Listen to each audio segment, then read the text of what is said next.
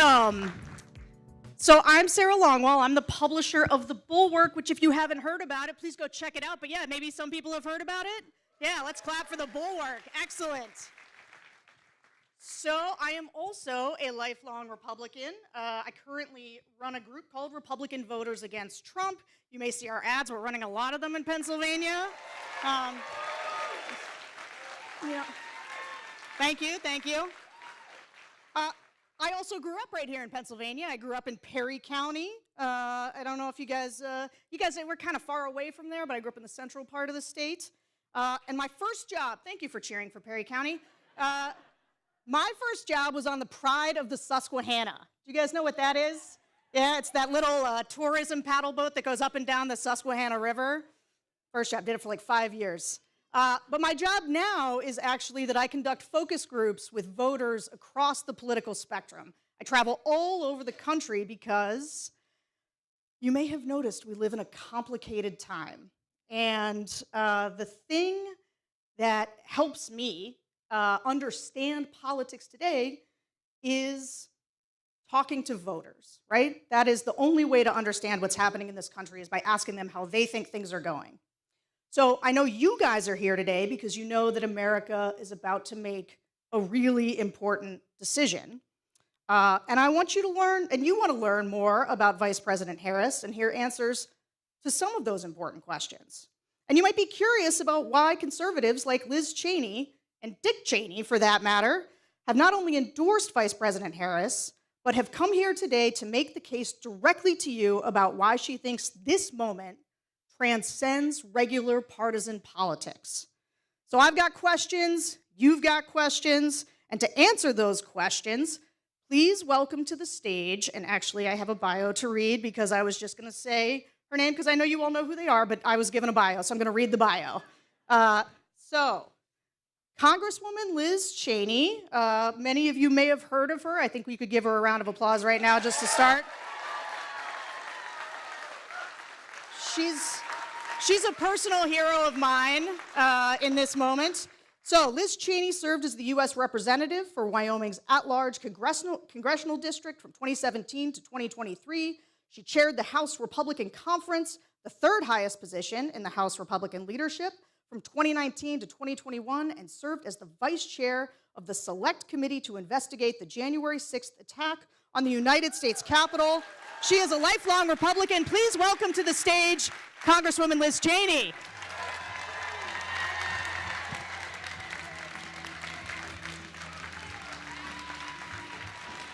Yeah.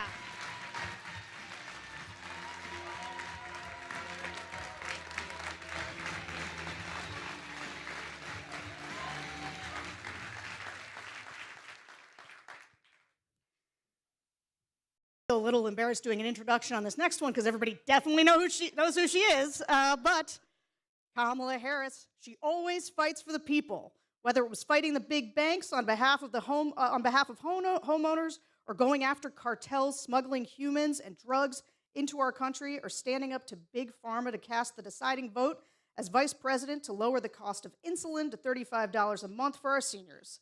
She is the Democratic nominee for President of the United States. Please welcome to the stage Vice President Kamala Harris.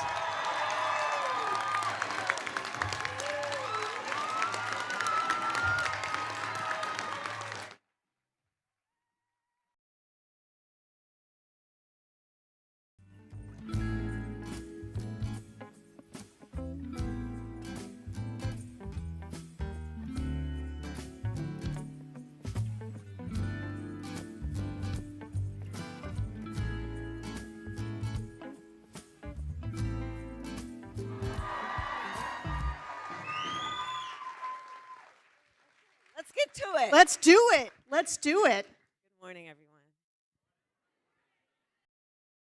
Oh, happy belated birthday. Oh, yeah. Thank you. I appreciate that. Thank you. Audience members showing me up. That's tough. Okay, so I've got to start with the thing that brings us here today because I've got to say it is unusual for somebody who is as high up in the Republican leadership as Liz Cheney was to be out here campaigning with the Democratic nominee for president. And so maybe why don't both of you tell us, but you start. You've actually marshaled unprecedented support from Republicans in this election. Why do you think that is? Thank you, Sarah. Thank you for being here and for your work, and the Congresswoman. Thank you. I have said before, and it must be repeated each time, there are moments in the history of our country which challenge us, each of us, to really decide, do we stand for those things that we talk about, including a particular country over party. And you have been extraordinarily courageous in the way that you have done that, and I thank you for that.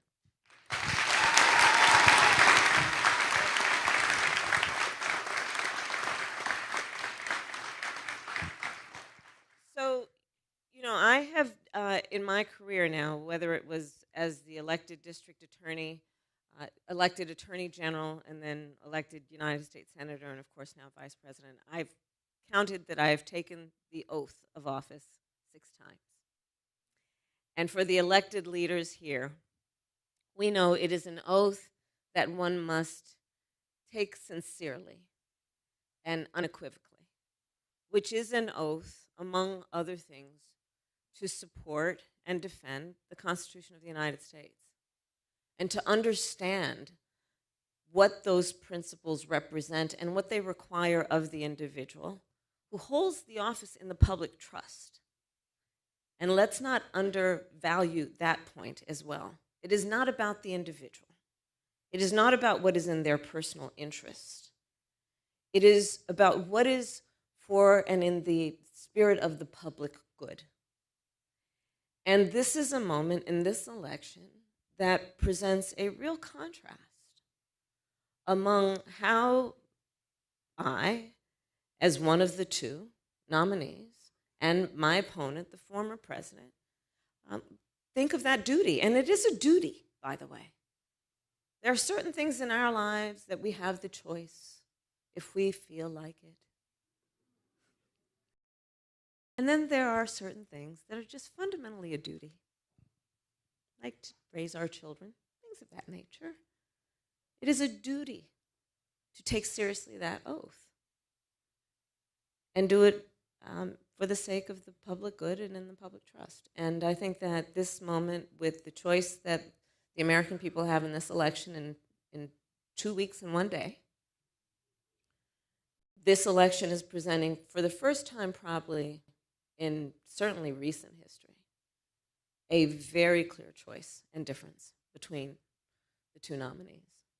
And I think that is what, as much as anything, is bringing us as Americans together, who are understanding that we cannot, with such fundamental stakes being presented, afford to be mired in ideological differences without really staking our claim to the most fundamental ideals upon which our country stands.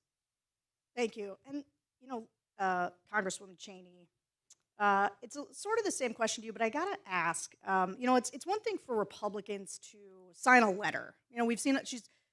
Vice President Harris has been endorsed by 200 Republicans in the national security space, all kinds of people from George W. Bush's administration. There's been a lot of people, they'll sign letters, and maybe they'll go on TV, they'll release a statement. I was just with Republican Congressman Charlie Dent, former Republican congressman here from the state. He voted for you in his early voting. But you are out here campaigning.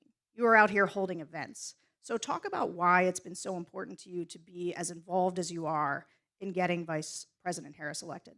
Well, thank you so much, Sarah, for the question, and it's an honor to be here today with you, Madam Vice President. For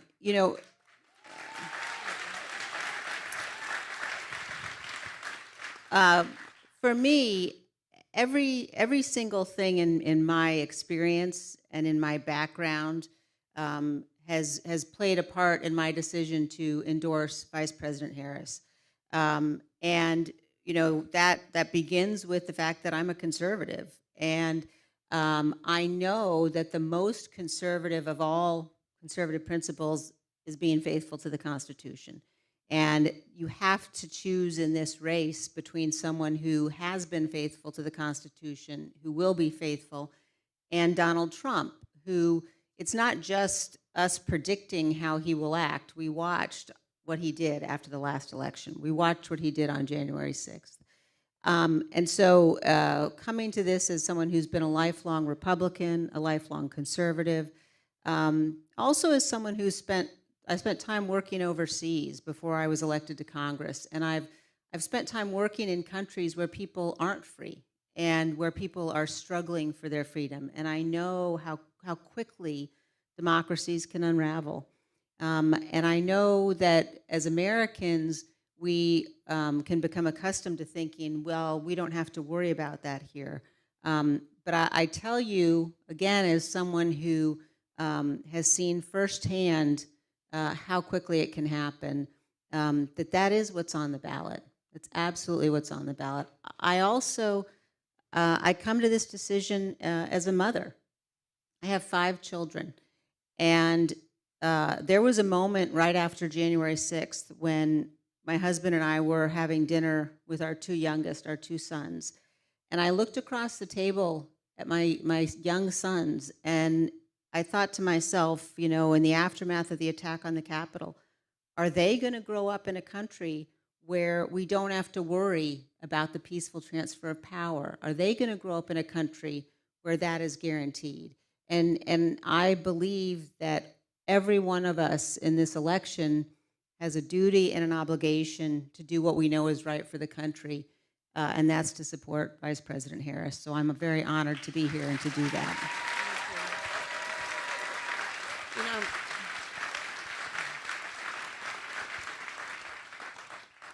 if I can just echo the Congresswoman's point. So I've now, as Vice President, met over 150 world leaders, presidents, prime ministers, chancellors, and kings, many of them multiple times, to the point we're on a first-name basis. And the last few times I've seen them in the relative eve of this election, they are very concerned, our allies. Because as you know, when we walk in those rooms around the world representing the United States of America, we have traditionally been able to walk in those rooms, chin up, shoulders back, with the self-appointed and earned authority to talk about the importance of democracy and rule of law. But as all the role models here know, as a role model, people watch what you do to see if it lines up with what you say. People around the world are watching this. And I tell you, sometimes I do fret a bit about whether we as Americans truly understand how important we are to the world. I hope everyone does really understand that we represent something, imperfect though we certainly are, flawed though we may be. We represent, in terms of our ideals, the basis of our Constitution, we represent a gold standard. And when we have someone who has been president, who wants to be president again, who is saying he would be dictator on day one, would weaponize our Department of Justice, one of the principles of our democracy is that we say we have a justice system that is blind, that is not punitive against one's enemies. They are watching. So this is about direct impact on the American people, and it most certainly will impact people around the world. You know, I'm so glad you brought that up. And I as a follow-up, I would just ask Congresswoman Cheney, too, we live in a dangerous time. I mean, I think Americans are watching what's happening overseas, in Ukraine, in Israel. Republicans, we used to be the party that would be on the side of our democratic allies like Ukraine. Talk to me a little bit, and all of us, about why, from a foreign policy standpoint, you find yourself able to endorse Democrats who didn't used to be that way. Well, it's not just able to endorse them, but if you look at the numbers of the most senior officials who served Donald Trump, his own vice president, national security advisors, as chief of staff, the leading generals who served him, who've all said he's unfit. And people really need to stop and think about how completely unprecedented that is.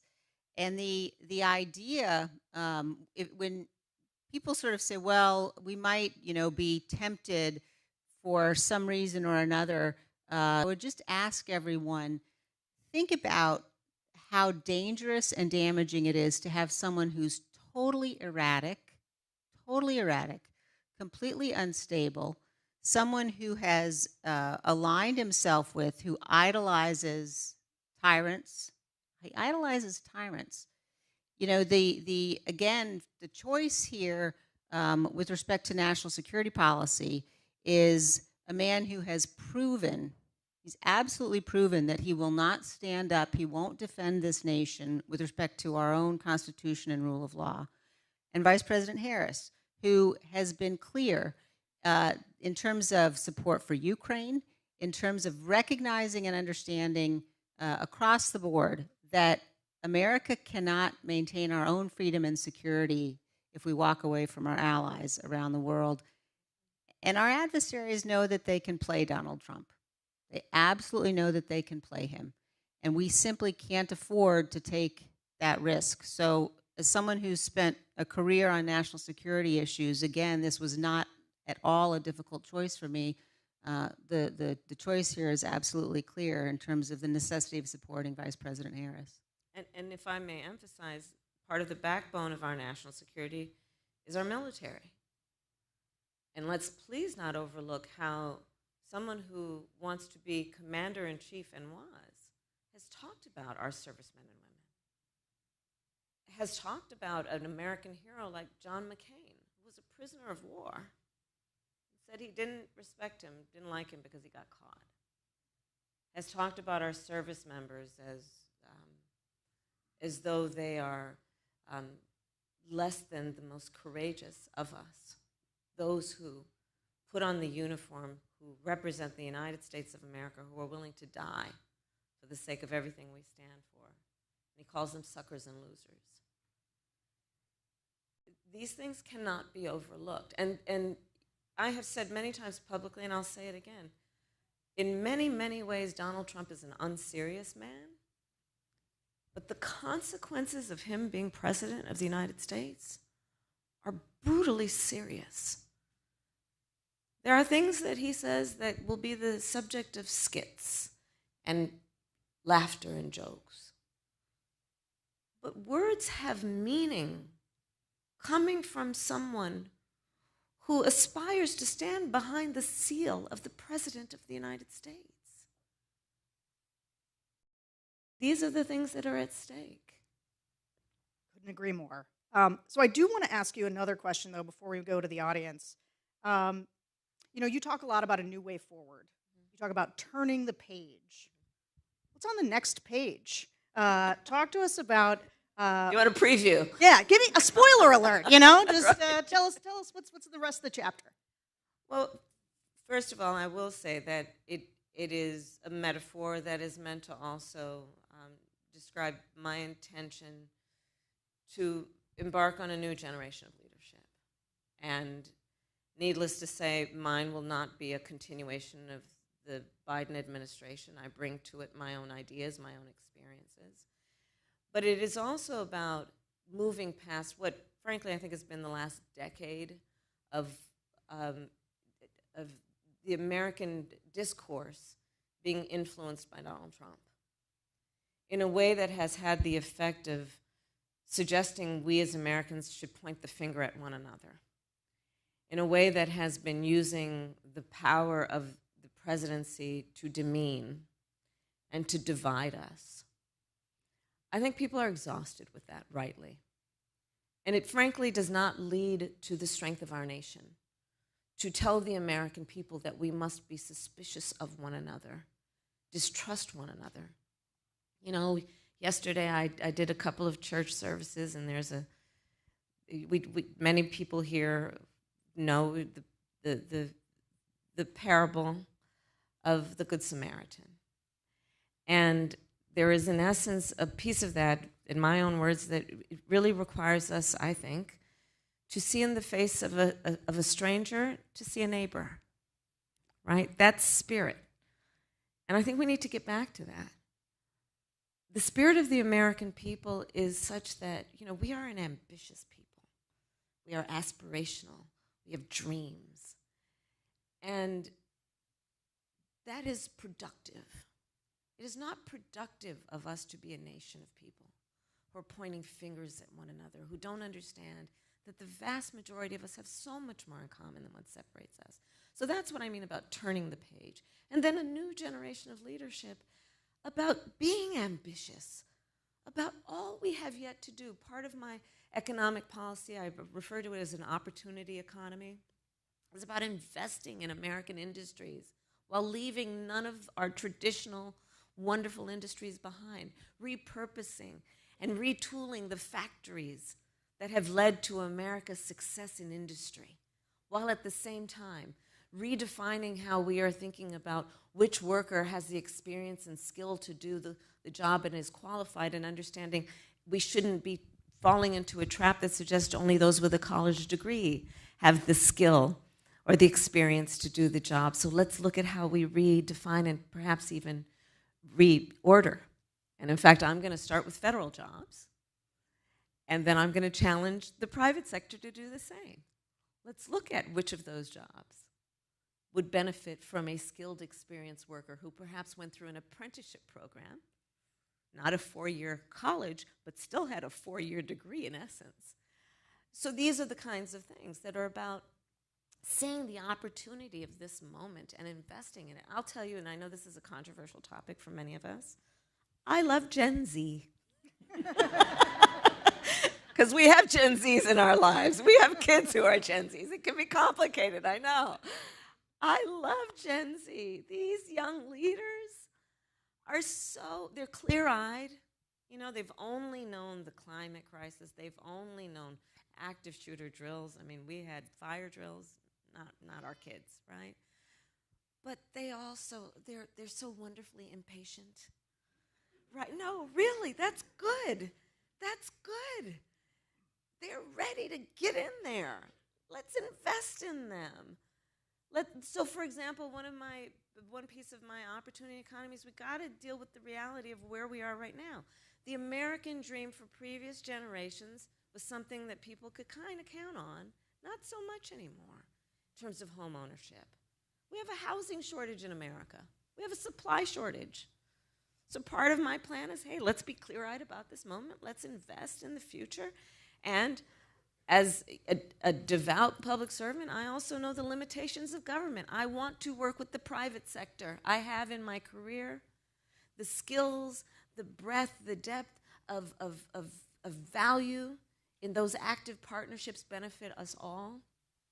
So part of my plan for housing is to actively partner with building developers, with home builders, to create tax credits, to increase the supply of housing in America. My estimate is I think we can actually do it by 3 million by the end of my first term. Part of my approach that is about a new generation potentially of leadership, and certainly a different approach. Most of my career was not spent in Washington, D.C. I say that with pride. In that, most of my career was spent as a prosecutor, but making decisions that had a direct impact on people's lives. I learned at a very young age as a prosecutor that the things that I would do, the swipe of my pen could result in someone having their liberty or not. When I was Attorney General of California, which is, by estimates, the 5th largest economy in the world, I was acutely aware the words I spoke could move markets. I like getting things done. And part of my approach, which is I think about a new generation of leadership, is let's cut through the red tape. Let's cut through the bureaucracy while still knowing the virtues of the work that we can do in the public sector, be it public education, public health, public safety. This is a perfect segue into our first audience question, which is going to come from Alexandra Miller from Delaware County, main section right there. Hi, Alexandra. Hello. Hello, Madam Vice President and Representative Cheney. Thank Hi you there. for taking my question today. My name is Alex. I have a 7-year-old son and a wonderful 72-year-old mother who is suffering from dementia and requires full-time care. Yeah. My son is in 2nd grade. My mother is in a nursing home, and I work full-time. The costs of childcare end of elder care are staggering.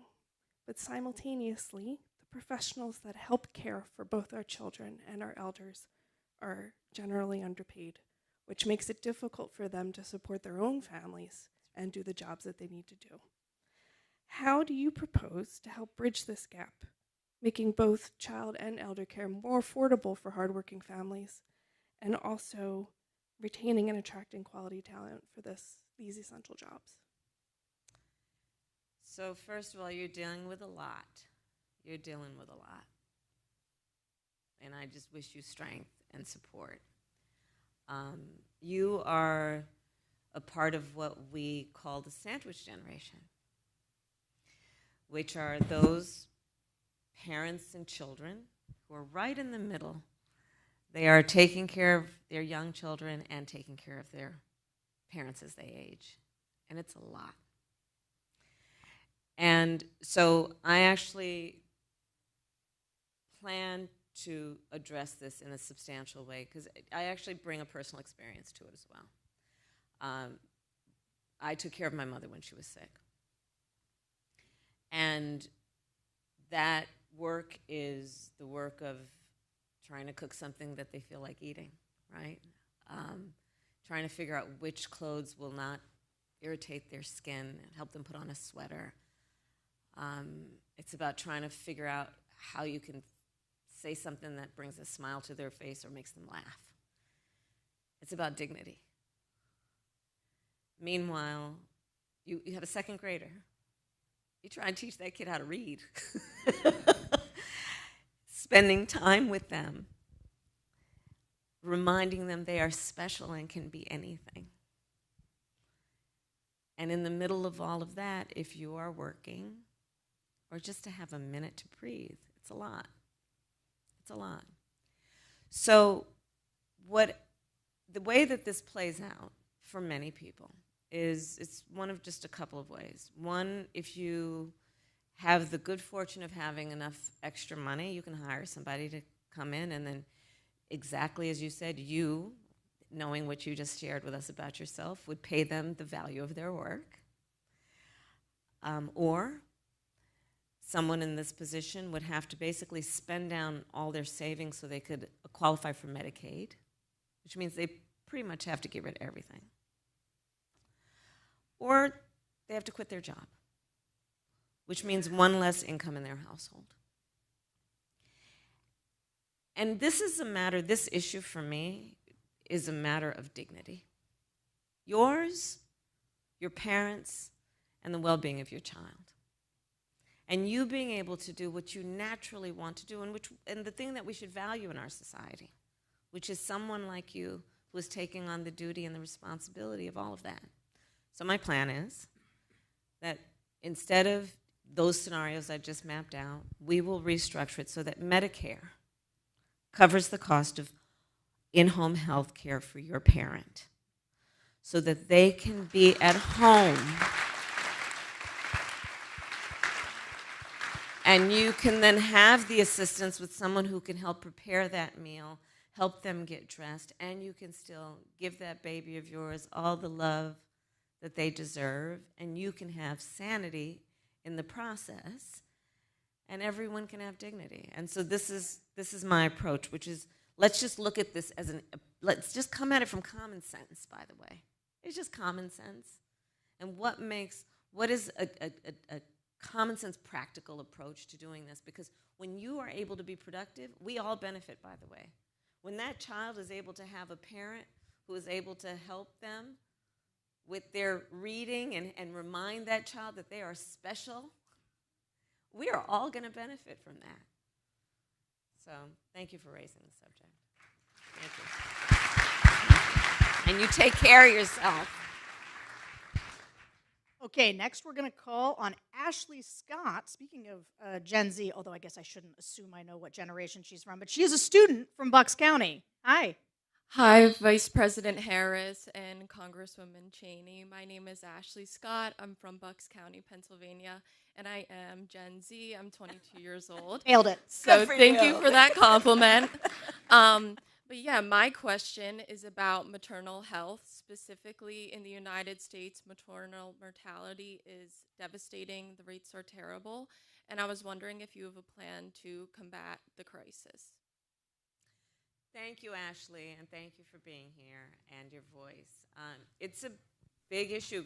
So we have the very, I think, shameful distinction of any wealthy nation having one of, if not the highest rate of maternal mortality. And I've studied this issue. I worked on it when I was in the United States Senate and as vice president. And the fact is that 90% of them are preventable, which tells us we can do something about it, right? And it is an issue. So black women are 3 to 4 times more likely to die in connection with childbirth. Native women are like twice as likely. Rural women, 1.5 times likely. One of the common threads that you will see in those demographic populations is a lack of appropriate prenatal care, and then care during the term of their pregnancy, and then postpartum care. And we know that when that care is available, they are having a healthier and, by the way, happier experience. And the long-term impact to all of us as a society, much less to that family, is immense.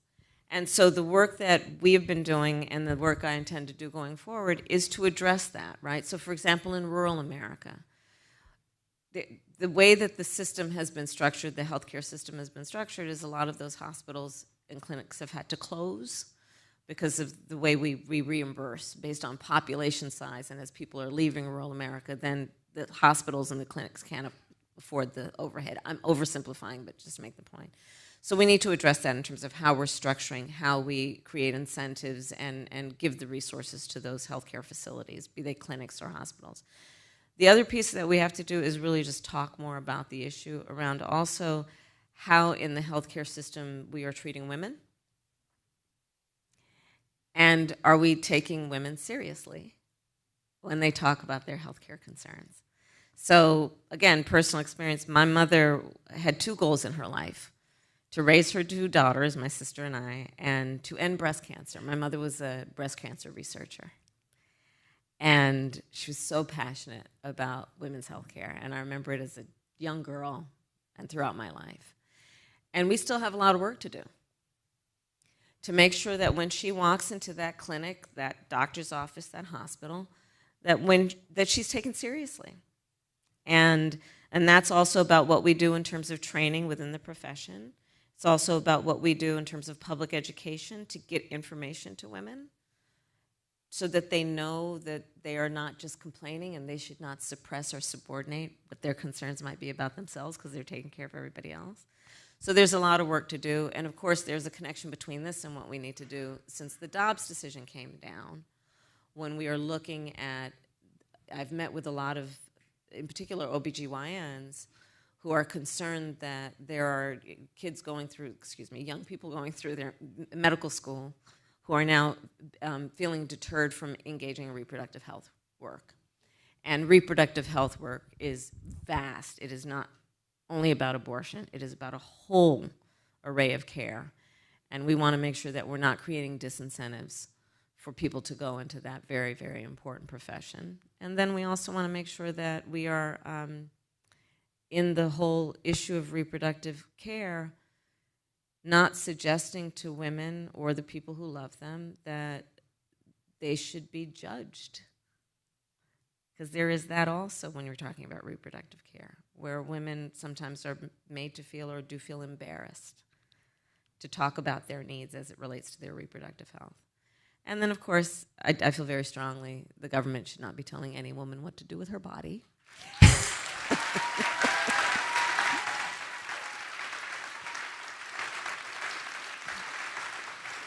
And when Congress passes a law reinstating the reproductive freedoms of women, I will gladly and proudly sign it into law because I strongly believe one does not have to give up or abandon their own faith or beliefs to agree that not the government telling her what to do. If she chooses, she will consult with her priest, her pastor, her rabbi, her imam. but not the government. We've seen too much harm, including women who have died. And I don't think that most people who, before the Dobbs decision came down, who had strong opinions about this, I don't think most people intended that the harm that we've seen would have actually happened. Can I add to this, because I think it's such an important point, and I think there are many of us around the country who have been pro-life, but who have watched what's going on in our states since the Dobbs decision, and have watched state legislatures put in place laws that are resulting in women not getting the care they need. And so I think this is not an issue that we're seeing break down across party lines, right, but I think we're seeing people come together to say what has happened to women when women are facing situations where they can't get the care they need, where in places like Texas, for example, the Attorney General is talking about suing to get access to women's medical records. That's not sustainable for us as a country, and it has to change.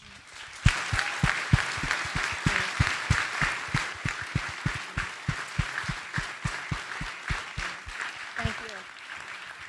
So as we come close to time here, I want to ask you both kind of a final question. You know, I watched the conversation in the country and the way that the media covers this election, and it's often about the race, who's up in a poll, who's down in a poll, and I don't always feel like we're talking about the stakes enough. And Liz Cheney would not be here if she didn't think that the stakes were very high. And frankly, the Republicans wouldn't be so angry at you if they didn't think you were an effective surrogate as somebody speaking about the stakes. Some Republicans. Some Republicans. Hashtag not all Republicans. I've seen a lot of Republicans. I've seen it, and I know it happens, who thank her constantly. I know it. Yeah. I know it. They're going to vote the right way on November 5th. They might not be public about it, but they'll do what they know is right. I think so. Yeah, I agree. But just to close, and maybe starting with you, Congresswoman, so you can have the last word, talk to me and all of us about the stakes. Many people in the room here are undecided voters. What's kind of the last pitch that you would make about why this election is so important and why you believe they should vote for the vice president here? Well, I think that in this election, and especially here in Pennsylvania, we have the opportunity to tell the whole world who we are. And we have the chance to say, you know, we're going to reject cruelty. We're going to reject the kind of vile vitriol that we've seen from Donald Trump. We're going to reject the misogyny that we've seen from Donald Trump and J.D. Vance.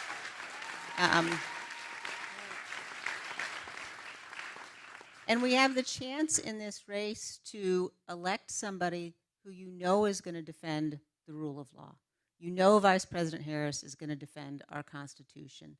We have the chance to remind people that we are a good country. We are a good and honorable people. We are a great nation. And in this race, we have the opportunity to vote for and support somebody you can count on. We're not always going to agree, but I know Vice President Harris will always do what she believes is right for this country. She has a sincere heart, and that's why I'm honored to be here and supporting her in this race.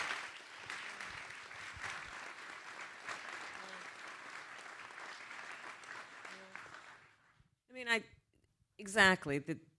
Listen, so in my career as a prosecutor, you've heard me say this, I never, ever asked a victim or a witness, are you a Republican or a Democrat? Never. It wouldn't even occur to me to ask that. I did every time ask, are you okay? And I feel very strongly that, for example, on the issue of partisanship, yes, we're going to have disagreements, but I actively invite good ideas from wherever they come. That's why I'm going to have a Republican in my cabinet, by the way. Because I want good ideas. And by the way, I know it it is in our best interest as a nation, in the interest of our strength in our future as a nation. We need a healthy two-party system. We need a healthy two-party system. We need to be able to have these good, intense debates about issues that are grounded in fact. How about that? Imagine. Let's start there. Wow. Can you believe that's an applause line? But, you know, we have in our grasp in these next 13 days, 15 days, excuse me. I'm just jumping ahead. In these next 15 days, we have in our grasp the ability to determine the course of our country. You know, every election we've said this is the one. This is the one. This truly is the one. I mean, to the Congresswoman's point, the former chairman of the Joint Chiefs of Staff referred to Donald Trump as being fascist to the core. And no one would ever accuse the former chairman of being partisan in any way. The people who know him best, from the former chief of staff, defense secretaries, 2 of them, national security advisor to the former vice president. And so we have in our grasp, because we still have a democracy, as the saying goes, as long as we hold on to it, we still have a democracy. Which means in a democracy, and here's the beauty of it, we each have the power to make a decision about the future of our country through our vote.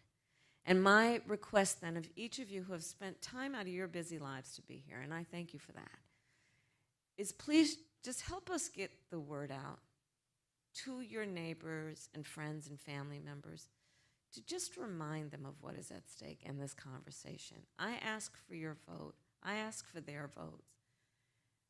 And I promise to be a president for all Americans. I promise and pledge that. All right, everyone. Congresswoman Cheney and Vice President Kamala Harris, thank you so much. Yes, let's give them another round of applause. That was wonderful. Thank you so much.